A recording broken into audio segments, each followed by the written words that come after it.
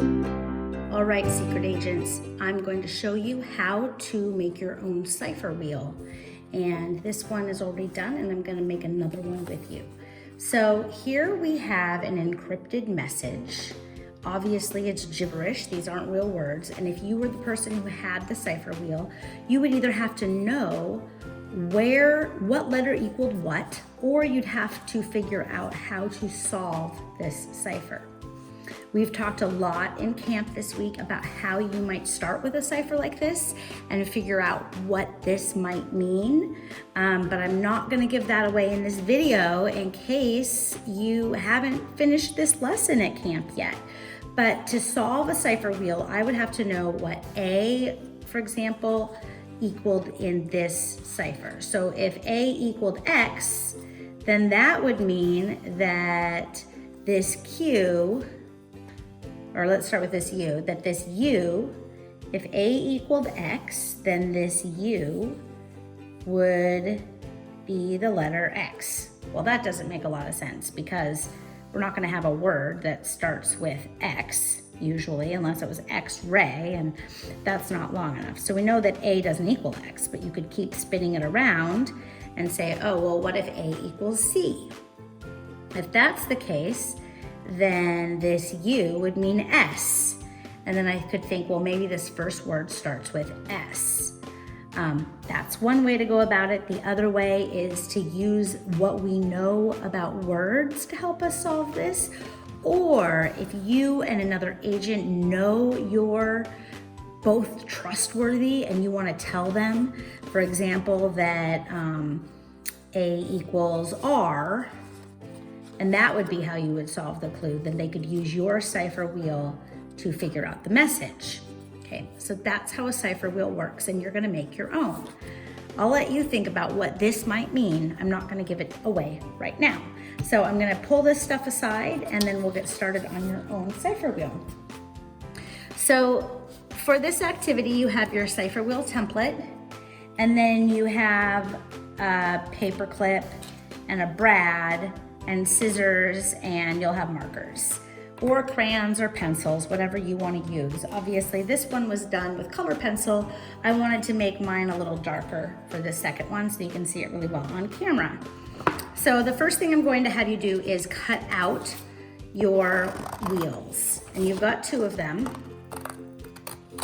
And in this case, we are putting letters all around the inside and the outside of the wheel.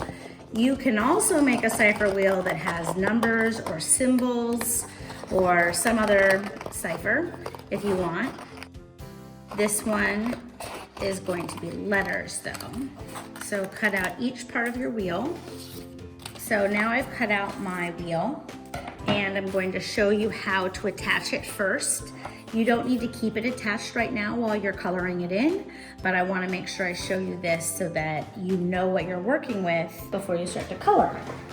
So I've given you a paper clip, and you can use that to just punch a hole carefully into your cardstock, and you'll want to do that for both. And it's a little bit tricky. Once that's done, you'll be able to then poke the brad through a little bit easier, and you'll have to pop it. See how I did that? You might want to make that a little bit bigger by going both ways, kind of opening this hole a little bit, just like that. And you can do that on the next one. Do the same thing, kind of twist the brad a little because it's going to have to turn. And then you'll lay it on top and push the brad through both pieces until it's flat. And then to close the brad, you turn it over, and you'll notice that the 2 pieces come apart. And they just get folded down like this so that they make a line. And now your wheel should spin. So that's how to add the brad onto your cipher wheel. I'm going to take the brad off so that I can color it. I just wanted to show that part to you first because sometimes the coloring takes a while. So for each of my cipher wheels on the outside, I'm going to draw the alphabet. So you'll just go all the way around. Use nice big clean writing. so that people can see which letter you're talking about.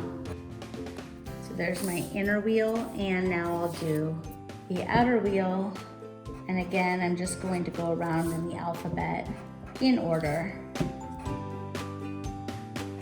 Okay, there we go. Now I just have to color it in, and I can write on here.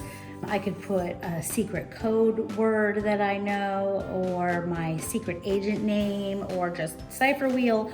Whatever you want to put there, go for it. I'll just write Cipher Wheel, and then go for it and just color it in however you please. Okay, so there's my front, my back here.